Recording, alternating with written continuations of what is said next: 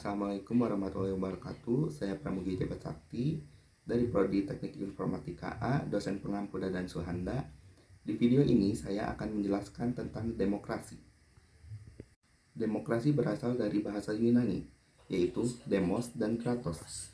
Demos bermakna rakyat atau halayak, sementara kratos bermakna pemerintahan.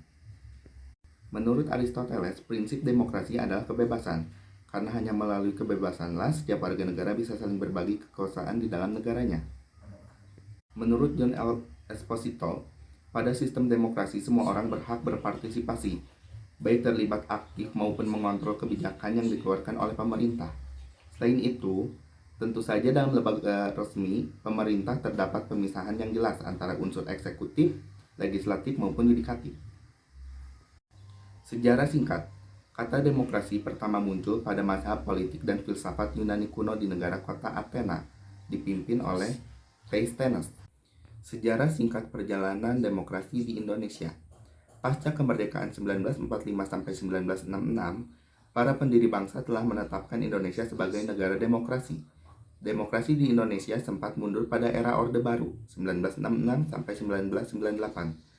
Ketika pemerintahan mengatur arus informasi di masyarakat, bahkan mengekang kebebasan berpendapat dan pers pada era reformasi 1998 sampai 2000. Demokrasi di Indonesia kembali tumbuh dengan dibebaskannya pendirian parpol, kebebasan berpendapat, bahkan diterbitkannya undang-undang yang mendukung kebebasan pers saat ini, 2000 sampai sekarang. Kebebasan berpendapat di Indonesia memang sedikit dibatasi. Namun hal ini dilakukan untuk menahan tersebarnya berita-berita bohong dan provokatif di masyarakat. Ciri-ciri demokrasi: memiliki perwakilan rakyat, keputusan berlandaskan aspirasi dan kepentingan warga negara, penerapan pemilihan, menyelenggarakan pemilu, terdapat sistem kepartaian. Prinsip-prinsip demokrasi. 1. Konstitusi berfungsi membatasi wewenang penguasa atau pemerintah serta menjamin hak rakyat. 2. Jaminan hak asasi manusia atau HAM adalah hak yang dimiliki manusia sejak lahir. 3. Kebebasan berpendapat dan berserikat. Demokrasi memberikan kesempatan pada setiap orang untuk berpikir dan menggunakan hati nurani serta menyampaikan pendapat dengan cara yang baik. 4. Pergantian kekuasaan secara berkala dapat meminimalisasi penyelewengan dalam pemerintahan. 5. Peradilan bebas dan tak memihak merupakan prinsip demokrasi yang mutlak agar aturan hukum dapat ditegakkan dengan baik. 6.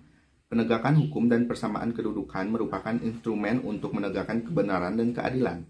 7. Jaminan kebebasan pers, salah satu pilar penting dalam prinsip-prinsip demokrasi, dapat menjadi media bagi masyarakat untuk menyalurkan aspirasi serta memberi kritikan dan masukan kepada pemerintah. Demokrasi. Ada demokrasi parlementer, demokrasi langsung, demokrasi tidak langsung, demokrasi Pancasila, demokrasi presidensial. Sekian dari saya yang dapat saya sampaikan. Mohon maaf, masih banyak kurang dan kesalahan. Terima kasih. Wassalamualaikum warahmatullahi wabarakatuh.